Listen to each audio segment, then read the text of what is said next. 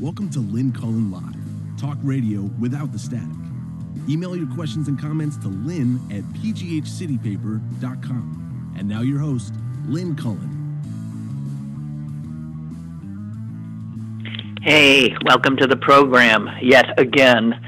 Lynn Cullen still live, and it's May 12th, 2020. And it's a Tuesday, so it's hard to know all the time. Susan, are you there? I am. Hello. Hello. You really worry about that?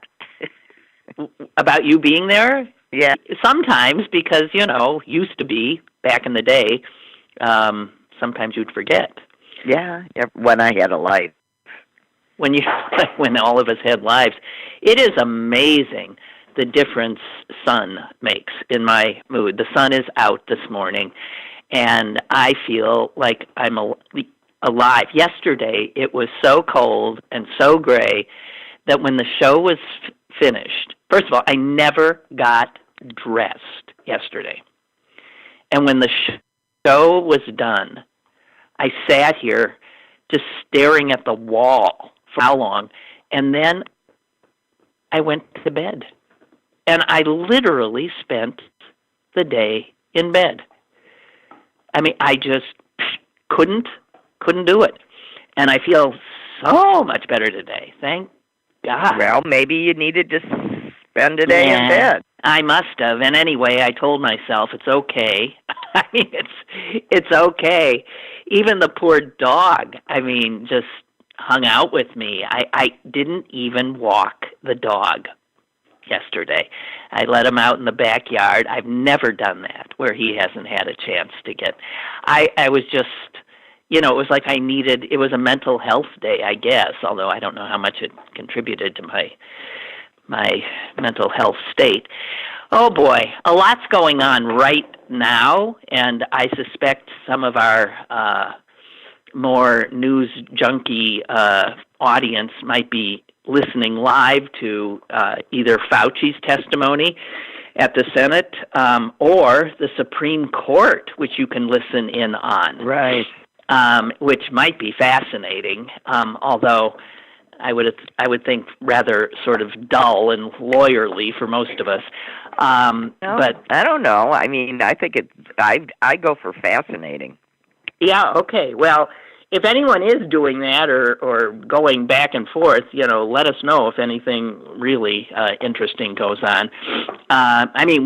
Fauci's testimony, we pretty much know. We know what he's going to say. He's going to say, you're killing people. Cut it out.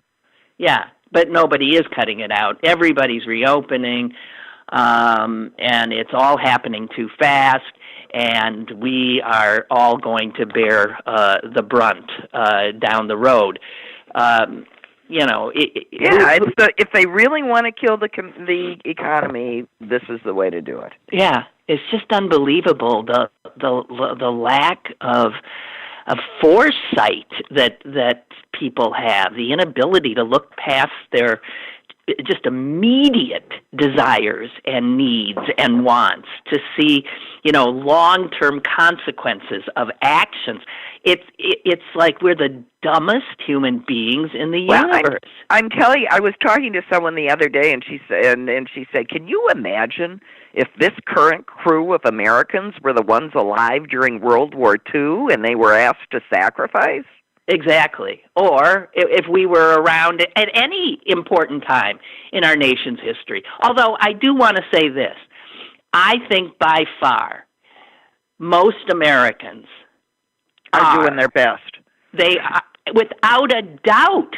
But when you have as many as 35 to 40% of Americans plus a leadership, I use the word loosely, that does not models lead the wrong behavior. Exactly. Then it just doesn't matter that most Americans are willing, if led, even if not led, clearly Americans are willing. And I think we will see that even as they reopen, the majority of Americans are not rushing out. Who's going to go? Some who needs a new dress? I don't know, the idiots. I don't know. I mean, this is really but and then there's the other side of the coin. So then there's the nursing home employees that when they get sick, they don't even get sick leave. They have to use up their accrued vacation.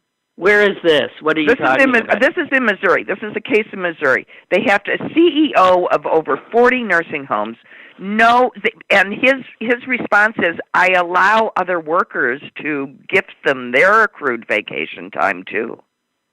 Oh, Jesus. And, to me, I'm sorry that there are old and ill people in there, but I think every single one of those workers ought to walk off the job.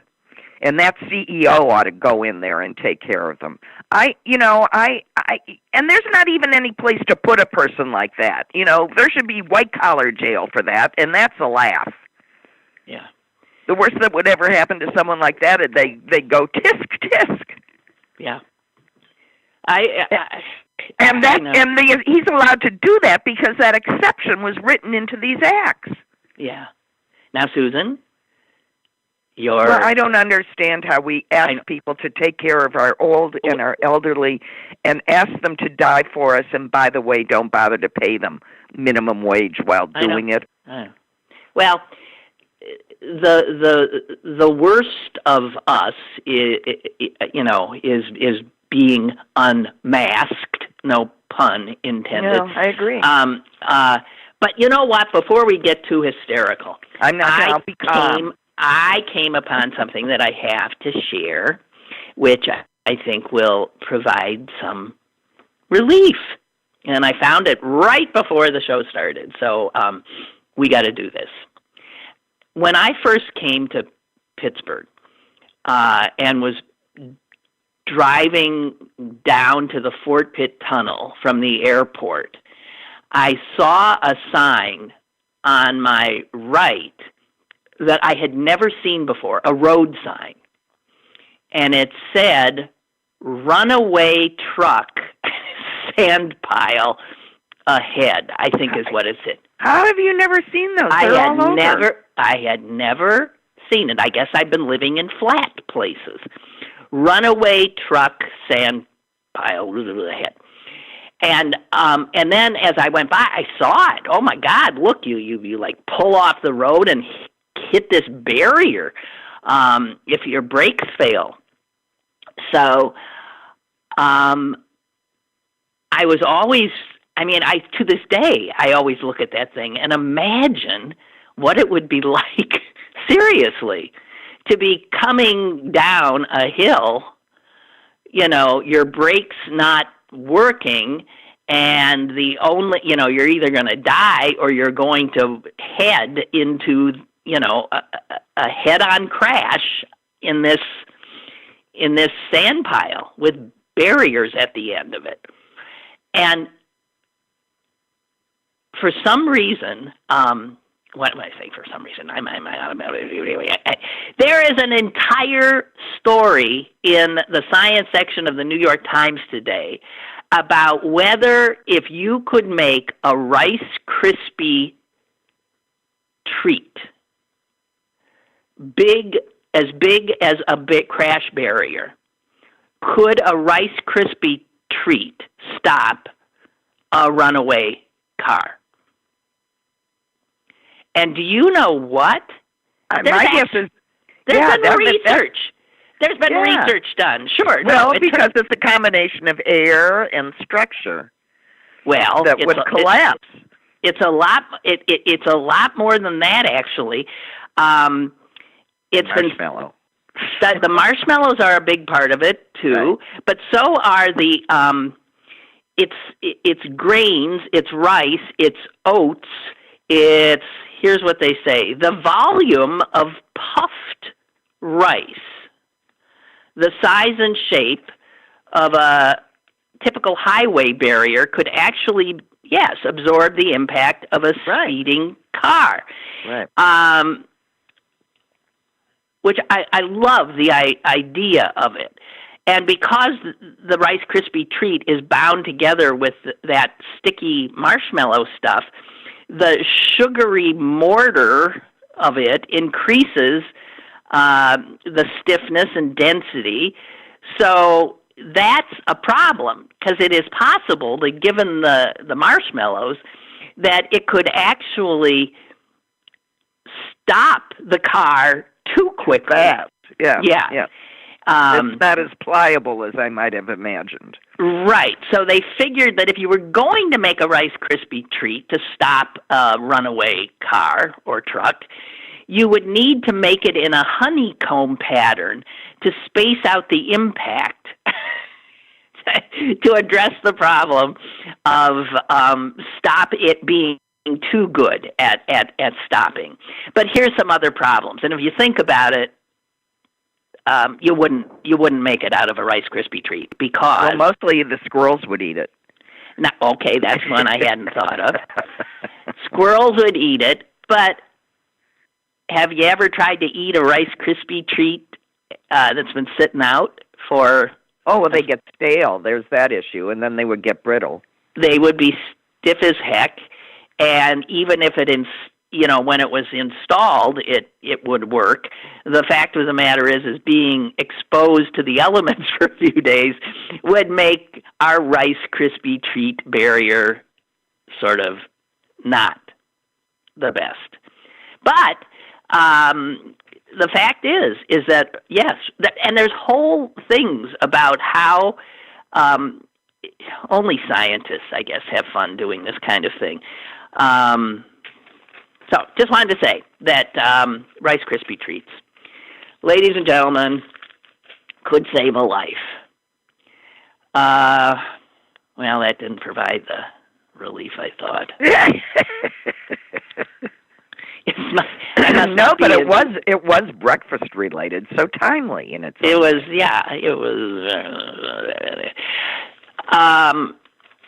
What else do I have here? There's something that I've been wanting to address and just never found the time, and I'm going to use my opportunity to do so now. But one of the stories that just blew me away is all the doctors falling out of windows in Russia. Have you seen this story? It's well, it's not, because it's Russia. It's Putin's Russia. But not just one doctor has all of a sudden fallen out of a window to their death. But another doctor, soon after, fell out of a window. Have you ever heard of a doctor falling out of a window? Well, they're either getting pushed or they're committing suicide, which is... No, they're getting pushed. Clearly, they're getting pushed. And a third... It didn't get killed, but is in critical condition. And let's just talk about that third guy, Alexander Shulapov, because he had the gall to complain in an online video that even though he had tested positive for the coronavirus, he was being made to continue to work. Well, oh, God. Okay, that's smart. Okay, but the authorities, I'm quite sure, don't like people hearing that a COVID-19 positive right. is being forced to work. So, 10 days later, Dr. Shulapov strangely fell out of a window. You'd think that they'd pick a less obvious way. I know. They don't even bother. Just throw them out the window. Maybe no one will notice. Yeah. I mean, and it happens a lot over there. I mean, this people falling out of windows is something that only seems to happen in Russia or to Russian expats living in other places. Right. Yeah. Or they tend to just drop over with their heads in their plates for no reason. Right. Something. But they also have been known to, strangely drop the building out the winning. Yeah. Well, Putin, is reported to be in some sort of trouble there. Well, he's not as popular, I guess, as he used to be. Also, his press secretary just tested positive. Yeah.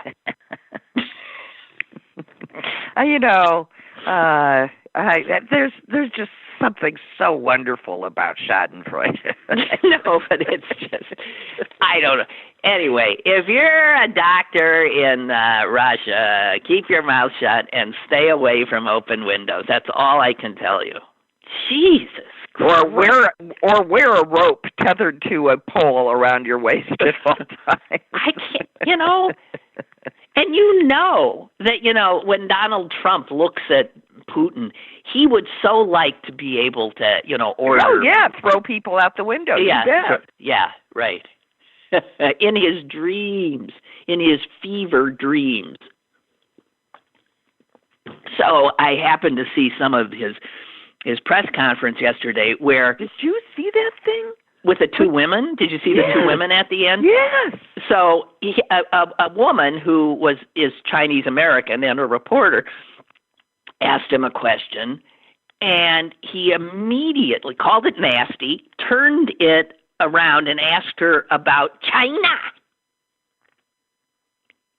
And then the CNN reporter he pointed at, trying to get away from the China woman, and she tried to pick up on and then he realized he'd pointed to Caitlin Collins of CNN, who he detests, and he ends up.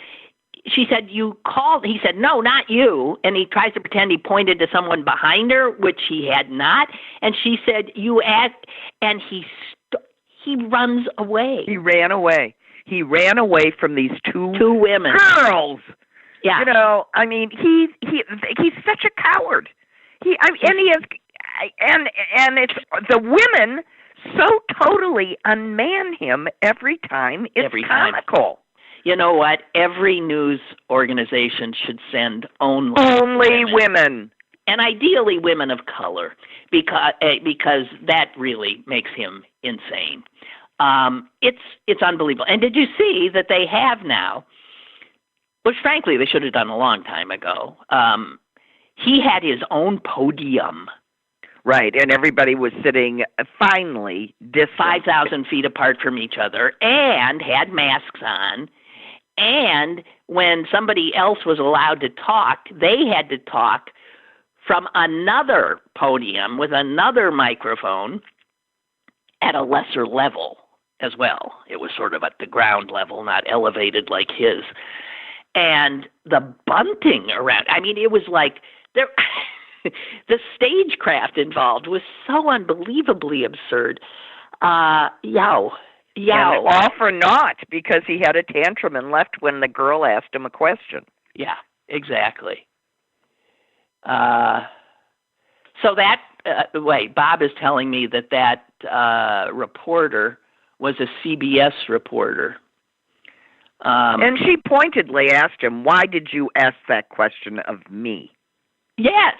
Not that we didn't know why, but yes. Well, she just called him on it, and that's when he really, that's when he goes to the other person that he finds out, much to his horror, is also not a friend and a girl.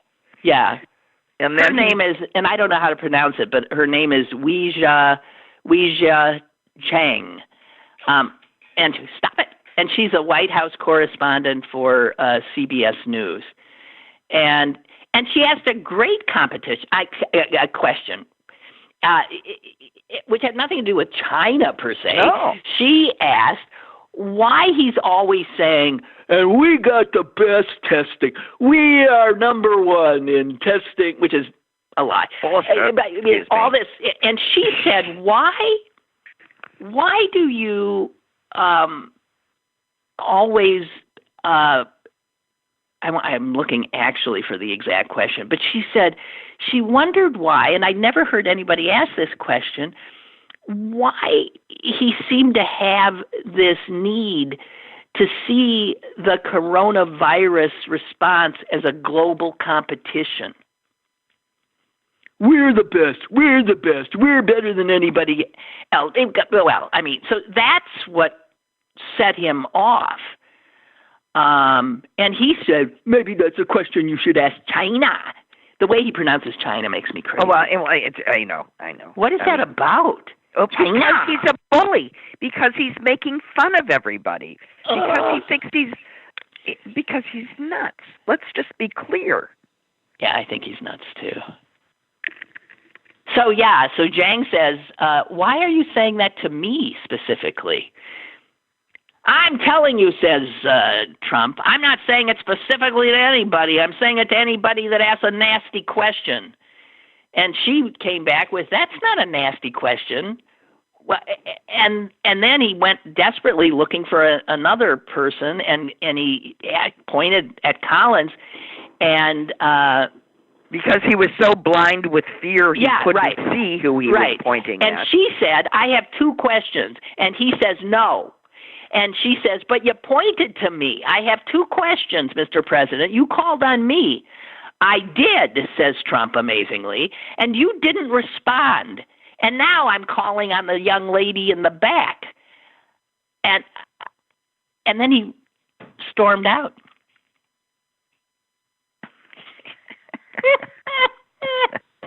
Well, the women weren't having it. They just kept saying, no, that's not true. You called on me. No, you called on me. No. And so all it takes is a woman saying no.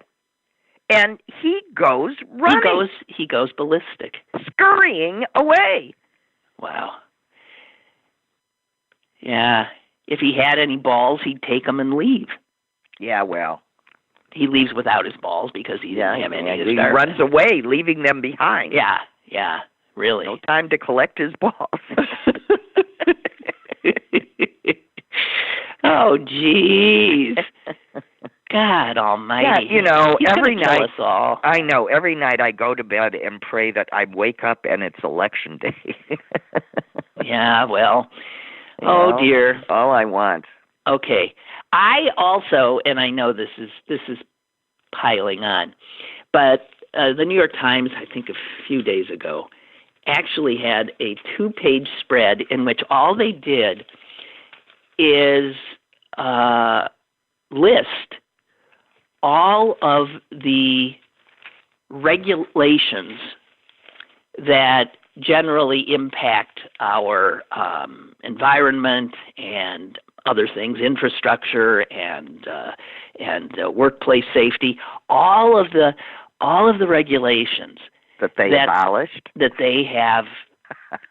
It is, I mean, while they've packed the federal judiciary in a way that will impact us for the rest of our lives, they have been. You think it's the damage. I mean, why he's not doing.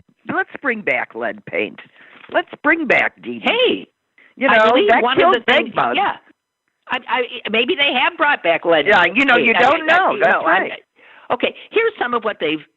Just let me read a few. They have eviscerated, and almost all of these are Obama era. Just wiped out everything he had done. Weakened fuel economy and greenhouse gas standards for passenger cars and trucks. Withdrew the legal justification for Obama rule that limited mercury emissions from coal power plants. Canceled a requirement for oil and gas companies to report methane emissions.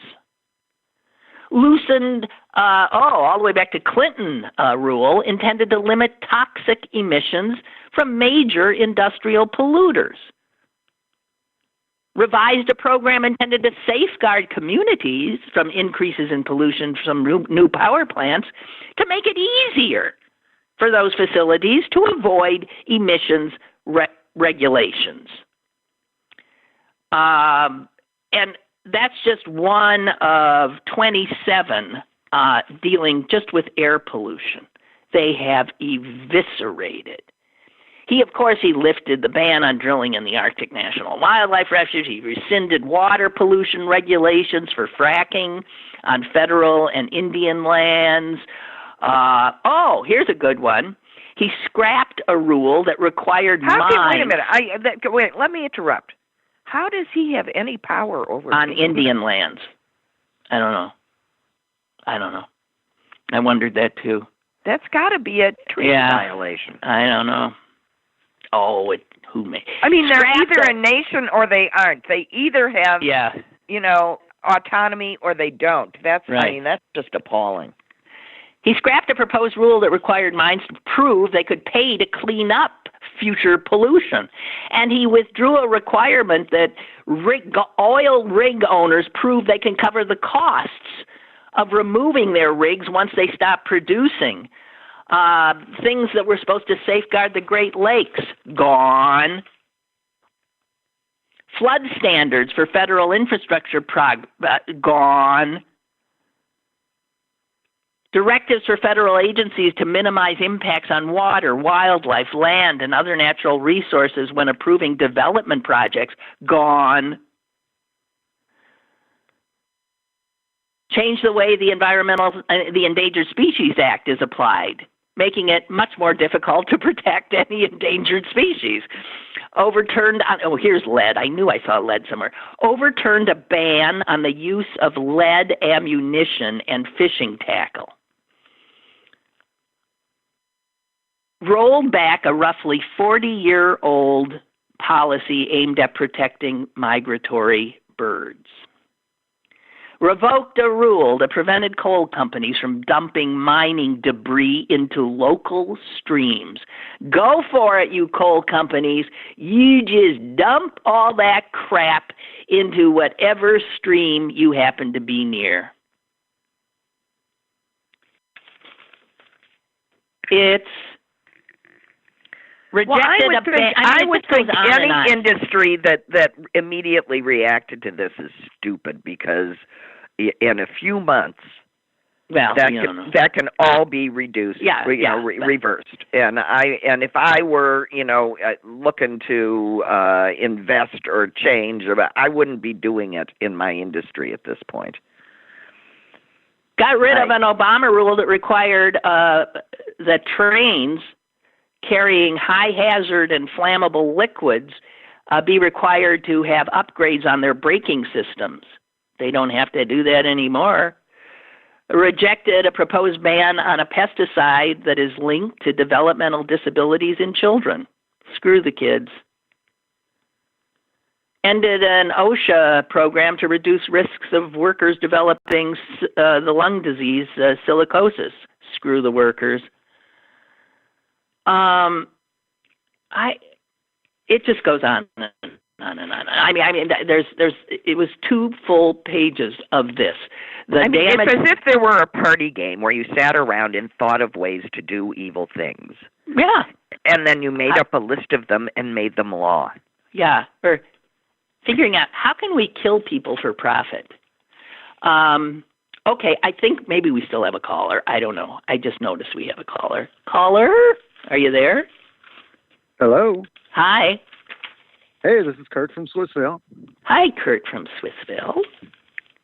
Hey, I had decided last night to listen to my Representative Jay Costa's phone-in town hall. I never do that, but I thought it might be interesting. I mean, I got nothing else to do. This is your state senator, right? Yeah, representative. Is he representative? Senator, okay. Senator, you're right. Yeah, he's a senator. And so I was listening to him and really kind of listened. I thought, well, I wonder if there'll be any of these right-wing kooks on, or a bunch of stupid questions from the public. When it turned out to be quite the opposite, really. And the one that really got me was one woman said, perfectly reasonably, it sounds good, the stores are going to be opening. And she said, but of course, people are going to want to be trying on clothes. And I wondered what your recommendations are for that, because there are a couple of health officials on the line. And to their credit, they said, we're sitting here looking at each other, and we have to admit we never thought about it. Well, I thought about that, and I know other people have thought about it. And I did read somewhere where some stores once an item has been tried on, it is not put back, but has to be disinfected before it's back. But do you trust each retailer to be that careful?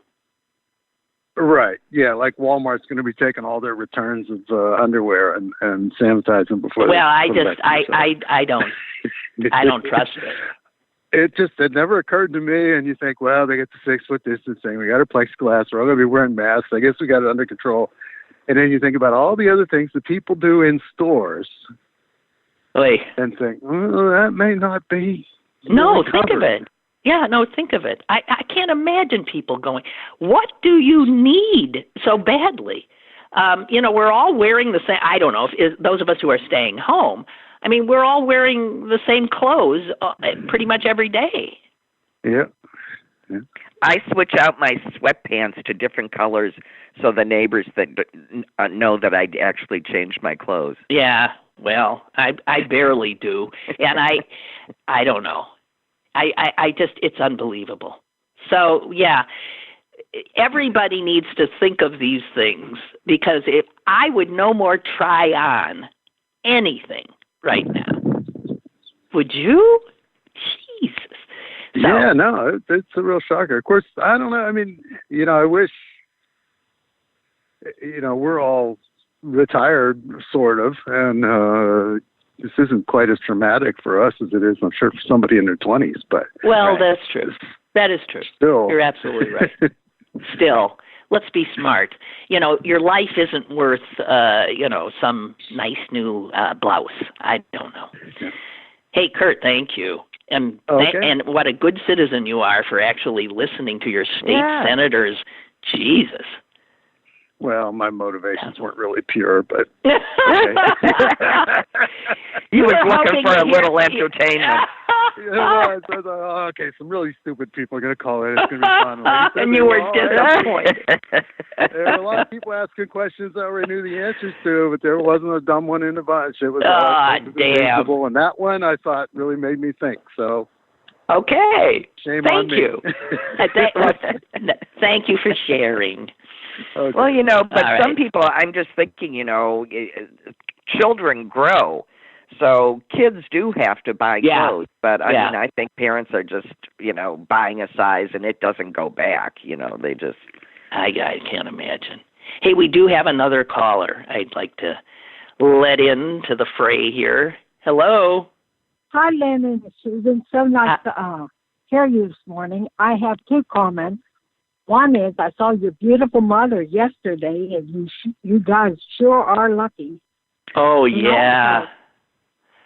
I tweeted, Susan, I tweeted out on Mother's Day, I tweeted out a picture I took of Mom last August on her 97th birthday after she'd done her laps and then, got dressed, and she was sitting on the back porch, and I took this picture and I just put it out there and said, here's my Mom on her 97th birthday after swimming laps. And I have never gotten so much. I know. People just go nuts. I know. Yeah. Tell Mom over 4,000 people saw her, and over 1,000 reacted in some manner.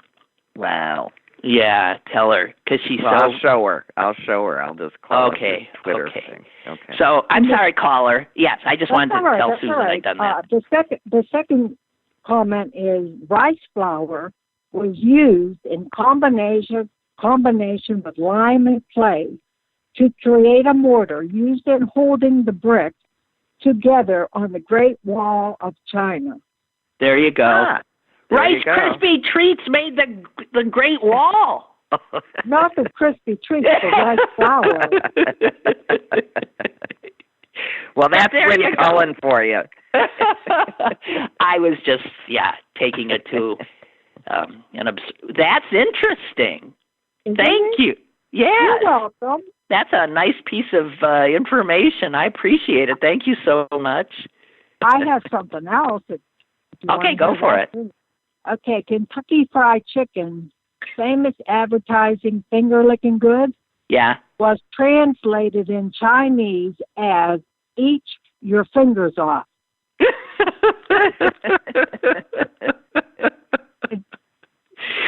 All right. That Okay, that's all. Thank you. That's it. That's enough. Okay. 3 strikes, you're out. Goodbye. Okay, so long. Bye. Bye-bye. Okay, I have something else here that's like heavy, because when I was doing all those, all these potentially life-saving and, environmental securing regulations that Trump and the Republicans have just killed, one of the questions that's debating now is, what is a human life worth? Do we have to keep, this is, the Republicans seem to be saying not much. That right. Not as much the Republicans seem to think they can choose which ones they value and which ones they don't. Well, that's true. And, most people's lives, the essential workers, generally speaking, they are not worth much, strangely. But there's an interesting piece in the Times today that reminds us that the value of a life is something that the government is regularly, and I have pointed this out before, has regularly used to decide whether or not a regulation is important. If a regulation is going to cost a ton of money, but let's say save only 200 lives, it generally is judged to be too expensive, so you don't do it. Even Jimmy Carter, during his administration, said, society's resources are vast, but they are not infinite. We must ensure that regulation gives Americans their money's worth. Now, it wasn't, though, until, this is some more history, doesn't go as far back as what the Great Wall of China is built with, but estimates of the economic value of a human life have been influencing this country's regulatory decision-making since the 1970s. So it is in most of our lifetimes that's been going on. So, for instance, Richard Nixon's president. In 1972, a member of a task force that was looking into regulating the auto industry decided that an American life was worth $885,000. And that's in today's dollars. It was less than that. $885,000. Now, how the hell you come up with that, I don't know. Just 2 years later, the Department of Transportation under Nixon rejected a regulation to have trucks have bars on the back to prevent a passenger vehicle from sliding underneath them in a collision, which would... Right, and decapitating a la Jane Mansfield, remember her? Yes. Yeah. That never happened because it would not have been cost effective, meaning it didn't happen then. It happened, however, in 98. And then the Department of Transportation had even put the value of a human life further up at $2.5 million. But the bars were required at any rate. Under Republican presidents, the dollar value of human life goes down. And under Democrats, it goes up. Different agencies in the government value lives in different ways. Consumer Product Safety Commission says right now $8.7 million. That's what you're worth. EPA says 7.4. The FAA says 9.6. Well, how do you think lawsuits and liability payouts are raised? It is a mathematical equation. All of life, it turns out, is a mathematical equation, and this involves average earning power, and times the length of time you might have worked, and then taking the present value thereof, and I don't know what else. But yes, it comes up with a number. We make a lot of stupid choices, though, in this country because Americans tend to value treatments that assist people who are close to death. We spend tons of the money we spend on health care in the last months of a person's life. Yeah, sort of keeping them from dying instead of keeping them living, which is totally different thing. Yeah, we don't spend on treatments that would prolong people's lives, So as usual, sort of like the pandemic is showing, we just don't think things through clearly. We are reactive rather than proactive. We are emotional as opposed to coldly scientific in these things.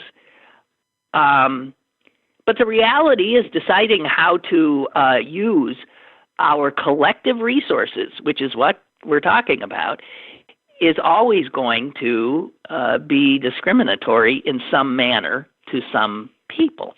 Now, in our culture, it's invariably discriminatory toward people of color and poor people who don't have clout. And that's playing out big time with the Trump administration. So, listen, right now the Supreme Court, this is a very, very important hearing today. And they are deciding whether or not, and this is the Supreme Court, so there's no screwing with it, this is deciding whether or not Donald Trump is above the law. That is the question before the Supreme Court today. They are looking at 3 cases that all have to do with Trump's refusing to allow, in some cases, the Congress, in other cases, prosecutors, from getting access to his financial records. And Trump's lawyers have argued all the way up to the Supreme Court, where they are today, that Trump is beyond the reach of the criminal justice system as long as he is the president. Now, other presidents have tried to do that, right? Richard Nixon tried to do it, and the court unanimously said to Nixon, you're not above the law. You have to turn over those tapes of the conversations in your Oval Office. And that was the end for Richard Nixon. And it didn't matter if those justices were put there by Nixon or by Republicans. That was a unanimous decision. He resigned shortly thereafter. And then in 97, it was Bill Clinton, right? The Supreme Court had to decide whether or not Clinton had to respond to this sexual harassment suit. And they decided, yeah, you do, buddy. Unanimously. So even justices that had been appointed by Clinton voted against him. Right. And apparently if you go out and shoot someone in Fifth Avenue, you can indeed be arrested. Yeah. So if the court does what the court has done in the past, you would have probably a unanimous decision coming out. But we don't have the court that we had. And you have 2 Trump nominees on that court, Gorsuch and Kavanaugh. And then you got a few other doozies on the court. And to imagine them putting Trump in this kind of legal liability is hard to conjure. But the law and the precedent is pretty clear. Pretty clear. So, then the second thing that'll be interesting is seeing how many knots they have to turn themselves into to give them overturn such precedent. Yeah, such clear precedent. Well, it could be if the court obviously decides, as it should, that the president is not above the law. But they don't say anything. Yeah. I mean, we're going to see then these. I don't know. I mean, I don't know. We'll see. We'll start if this case goes as it should, and it won't go unanimously. There's no way, given this politicized court. Because you've got a court that's dominated by 5 Republicans. And it doesn't matter that with Nixon. That's not supposed to matter. And Clinton's cases. In those cases, the court still acted as a court, not as some partisan lapdog. And so you had unanimous decisions with Democrats and Republicans for the Clinton and the Nixon decisions. So if you read those decisions, U.S. versus Nixon and Clinton versus Jones, it's hard to see how Trump can win this argument today. Well, it'll be interesting. But you know, it just makes me think. You know, if they do issue a purely partisan decision, then it sort of is the nail in the coffin of an independent judiciary, and I say that when I look at, for example, Wisconsin Supreme Court elections, where these justices are elected and run as Republicans and Democrats, and if they do and they are elected, then their electorate has a right to expect them to act somehow in alignment with that political demarcation, which is absolutely exactly what they are not to do. Right. And how we got into this thing where people thought they were supposed to elect justices.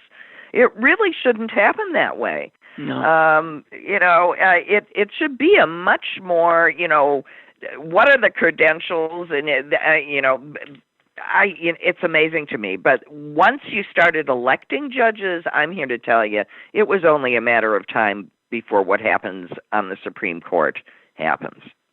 Because you change the minds of what people think the court should do. Yeah. You change the minds of the way the people expect the court to behave, and they find it okay. Yeah, unbelievable. And it's not okay. No, it's not what the founding fathers had in mind, guys. We have another caller. Caller, go ahead, please. Hi, Lynn. Hello. Hello, Susan. Hey. Now for something completely different. All right. Susan, I saw you on when Lynn had her show in the studio. Yes. That day that she took a couple of hits on your swag. Yes. You're a good-looking woman, Susan. Oh, well, thank you very much. You haven't seen me lately, but accept the compliment, Susan. Thank you. I did. I said thank you very much. That picture that they used to put up of you in the corner, yeah, was, ridiculous. Really? Yeah, it didn't look anything like her. When I saw her on your show, I was like, is this the same person? The cute little girl with them rhyme glasses. Good. Huh. Oh, a picture doesn't do me justice because it turns out I'm mostly personality. Well, all right, stop hitting on my sister. What'd you call for?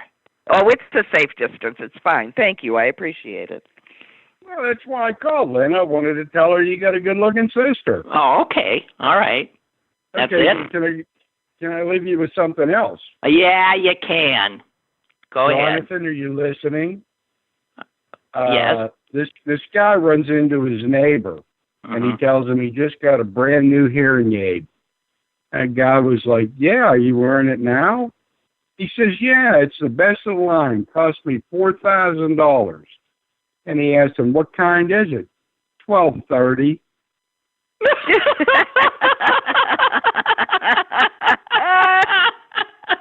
Goodbye, ladies. Okay. That one I'm telling Mother because that's exactly right. That's exactly right. She hears a rhyme, not the word. Right. That's just perfect. That's a good one. That's a good one. Thank you. I think we have another caller. I don't think. Caller, hello? Hello? Hey, Lynn. Hey, Susan. Good morning. Hi. Hey, that was a funny one, by the way. That was a funny one. I commend him for that. That was a very funny one. Well told. Two quick little points. First, between the utter mischaracterization of the Mueller report before it was published, later being called out by a federal judge for it, as well as by Robert Mueller himself, and now former Assistant Attorney General for National Security Mary McCord publicly stating that Bill Bagman Barr twisted her words entirely. Yeah. I'm almost beginning to think he's a partisan hack who's willing to utterly misrepresent people to create his own narrative. I don't know how you jumped to that conclusion. It was like a light bulb yesterday going off above my head. Yeah. Did you know he's the same Bill Bagman Barr who helped bury the Iran-Contra investigation from going any further under Bush 1. Yeah. Yeah, amazing. I never made that. I never made that connection before. Right. Well, let's hope he ends up like Nixon's AG John Mitchell did, which would be in jail. My fondest wish. In jail. Yeah, his subversion of his department is absolutely stunning. His total lack of any sense that he should even try and hide it. Well, that's true too. But see, they don't hide it at all anymore. Oh, did you, in the press conference yesterday, which was the second point I wanted to make, okay. Did you see the question posed to Trump shortly before his, shortly before he was humiliated by the two women and had to scurry off, where the reporter asked him, you seem to be accusing President Obama of, committing crimes. You know what? I wanted to bring this up too. What crimes did you want to, are you suggesting he committed? What are you suggesting that the what are the crimes should investigate? Yeah. And I wish we had the exact quote. Do you have the exact quote? I'm not looking at it. He just said, I don't have it. Very serious matters going on. You know what they are. You read them in the newspaper. And it's like, what is he talking about? In Fox News, apparently last night, their banner said Obamagate. They're just making shit up. Yeah. Obama had the cleanest administration in history. There was not there wasn't a hint of there was a screenshot of taken of Fox quote news unquote where they had in the a caption with quotes from various Obama officials, but there were always like ellipses in the beginning or the or the end or in between. And of course, it turns out that if you actually go and read the full quotes and what they were referring to, saying out of context is an insult to context. I mean, did you see? Speaking of Fox, did you see that they are telling people close to what the meaning attributed to them were? While they're telling people to go back to work and go shop and all that stuff, they at Fox have what do you call that? I mean, they have put forward their work from home crap until June 25th or something. So these jerks who, and it's like I can't even. How can people be so awful. How can they sleep at night? I don't understand it. You know, this set of rules is for you, and this set is for us. We will safeguard ourselves and send you off to your deaths. I just don't understand. Yeah, you know, I've got to tell you, I'm worried because I think we are teetering on the verge of banana republic here. Well, we are. We're Susan there. Susan said it's become brazen. They're not making any attempt to hide it. No, they're not. My fear is on. You both may be a little bit angry when I say this, but part of me, back when the primaries were still going on, was almost hoping, as much as I find a lot of what he said and did odious, that Michael Bloomberg would be the nominee, mainly because I don't know if Joe Biden's enough of a bastard to take down Trump. You've got to be a bastard. I don't think he has to be, because the people around him can be the bastards. And Trump is taking down Trump. I mean, yeah. We haven't had to hear anything from Biden. Can stay in his basement for the duration. And you just let Trump. That's true. Good point. Good yeah. point. I remember when all the right-wing bloviators were yapping about how he had a 60% approval rating for his handling of the pandemic, and they were talking about that incessantly.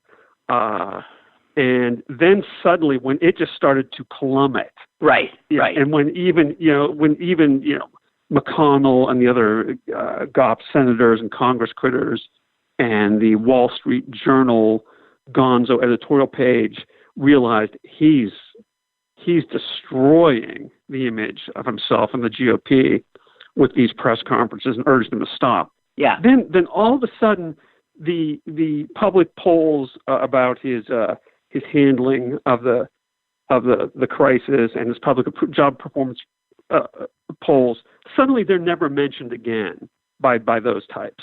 They've suddenly become irrelevant. Yeah. Well, hey, thanks for the call. Thanks for the call. Yes, good luck. Yes, and good luck to you. Goodbye. Yeah. Bye-bye. Yeah. Good luck to us all. Well, they're members of a cult, so there can only be one true path, and that's that no matter how it goes, it's their guy's the guy, Yep. Well, I'm sure glad to see that the City Council of Beverly Hills is representing its constituents, because the one person at Hermes at a time. No, even better, Susan. The City Council of Beverly Hills has voted 4-1 to allow Botox, liposuction, breast implants, and other plastic surgeries to resume. Oh, my God. That was a necessity. That's an essential. Jesus. God. Okay. I don't know. I can't imagine. I mean, maybe someday I will, but I can't imagine subjecting myself to painful shots about one's face that you have to keep doing. Yeah, you do have to keep doing it. On top of that, you end up. It's expensive. It ends up paralyzing your facial muscles. That's what it does. So you can't express emotion, and then we find out that because you can't express emotion, you actually stop feeling as much as you would, because your brain takes. You think your brain creates the emotion. Well, I'm sorry, I'm going to get myself mixed up here. No. Explain it. You got it. You're doing it right, because it turns out that our brain is influenced by things like laughter. So even if I'm just sitting here going, ha, ha, ha, ha, ha, ha, ha, ha, my brain is getting the message that I am tickled or happy or something, and takes over. Just like if I'm yelling at our mother so that she can hear us, I have to continually remind my brain that I'm not angry. Right. Because it happens. So it turns out, though, that if your muscles, if you smile, your brain understands that means something. So as Botox prevents you from or you furrow your brow out of concern. Right. Mm-hmm. And all that becomes, they found that people who do a lot of this Botox in their face are less empathetic, or empathic, as Susan would say. Yeah, they are. Because talk about a trade-off. We were talking before, what's a human life worth? A trade-off between looking, younger than you really are. Right. And now men do it too. Men who had a pass all along. I mean, I don't know why anybody would be so stupid as to decide that they were going to get themselves waxed and put Botox in their face. I know, and buy into the crap of women. Yeah. Right. If the culture says you're just fine the way you are to begin with, I mean, I just can't even imagine. I know. I'm trying to drag us with women back to just being appreciated. Yeah. Well, it's all part of the total shallowness of our culture, and the superficiality of our culture, and the misogyny of our culture, and all of that is on display as well with the way we've reacted to this crisis. And the fact, because we're unserious people living in serious, very serious times, we're not up to the challenge, and we're going to make it worse. We are going to prolong this and make it worse. And by worse, I mean people are going to needlessly die. Incredible. Father Joseph writes, my concern is what Trump will do to undermine President Biden from the sidelines with Twitter, Fox, Newsmax, and then run again for a second. I can't imagine. He doesn't want that. He'll, first of all, be too busy dealing with lawsuits coming at him without being the president, and he will be. But yes, I think it's a legitimate concern. Trump is not going away. If he's not president, he still will be in the air we breathe, on the air, on social media, ad nauseum. The only way to shut him up is stick him in jail. Meanwhile, did you see that there's death threats? I mean, serious death threats coming at the governor of Michigan, who Trump calls that woman in Michigan. It's a woman, of course. Of course. Well, and that's why there's death threats, because these cowardly men are trying to put her in her place. And they're coming again with their guns to her place of employment at the State House in Lansing, Michigan. It is, this country has gone so far off the rails before all of this. The fact that white guys with guns can go into legislative chambers and state capitals, and black men jogging are killed. Get shot. Yeah. Now, we have a country here that is so effed up, you don't even know where to start with the and can I just say something about that tape that they keep running? I have not looked at it. Guy. I haven't looked. No, I haven't. I'm not talking about that one. I'm talking about the one that shows him on a surveillance camera walking through a house under construction, as if he were looking for something to steal. And I'm thinking, I can't tell you the number of times that my husband and I, on a walk, would wander through a home under construction to see what it was going to be like. I mean, and I can guarantee you, we weren't the only folks that did that. The only difference is that no one would think we were in there to steal a tool. Yeah. And they keep showing that as if that's some sort of strange behavior. And I'm thinking, there's nothing strange about that. If there's that house in your neighborhood getting built, lots of people peek in. There is no doubt about it. I did it just the other day. There's this odd house under construction with like a turret or something where I sometimes walk with my dog. And I stop all the time. I haven't walked in, but I do. I peek in and think, what the heck? Yeah. What are they going to do there? Right. Yeah. Exactly. Yes, but, who knew that was white privilege? It's beyond belief. All right, we're out of time. Uh-oh. That means I'm only an hour away from having to work out with my real trainer. You're doing a virtual workout. Well, tough for you. I am going to go and remove the corpses of the plants. Your dead plants. Son of a bitch. That answered. Just give them a second. Make sure they're... No. There's a bunch of coleus that are just, they're blackened. And what's amazing is these violas that I have had outside for the last 2 months are just happy as can be. Now, they'll start wilting in a week when the temperature finally goes up. But, I mean, whoever... Again, I've said this a million times. Pansies. How did pansy come to be a synonym for what? Weak or? I don't know. Well, that's the strongest flower. Violas are like them. Are pansy. That's my boxing name. Pansy. Yeah. Okay. Well, except that's a good one. It's PAN_Z. Oh, for Christ's sake, Susan. You're a goddamn. Jeez. Pansy. Pansy. All right. I won't screw with you. All right. Well, I got to go punch air with a weight on my elbow. Okay. Okay. Go for it. Okay. Bye. All right, Sue. Thanks. Bye. Bye.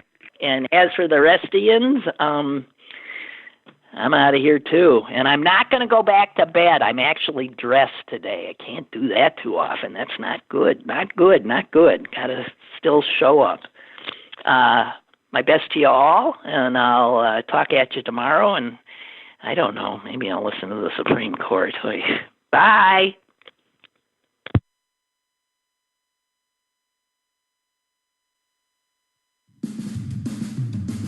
Lynn Cullen Live, Monday through Friday from 10 a.m. to 11 a.m. and archived at pghcitypaper.com. The opinions expressed on Lynn Cullen Live are those of the host and do not necessarily reflect the viewpoints of Pittsburgh City Paper or its advertisers.